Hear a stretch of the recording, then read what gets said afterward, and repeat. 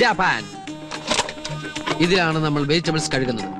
ഒരു തക്കാളി, ഒരു ക്യാരറ്റ്, ഒരു സവാള, then water. Wash it fast. ഇതിലാണ് നമ്മൾ ബിരിയാണി ഉണ്ടാക്കാൻ പോകുന്നത്. ഓക്കെ, ബിരിയാണിക്ക് ഏറ്റവും നല്ല അരി ബസുമതി റൈസ്. അത് നമ്മൾ വെള്ളമൊഴിച്ച് കഴുകുന്നു. അരി അടുപ്പത്ത് വെച്ച് കഴിഞ്ഞാൽ പിന്നെ വെജിറ്റബിൾസ് കട്ട് ചെയ്യാൻ തുടങ്ങാം.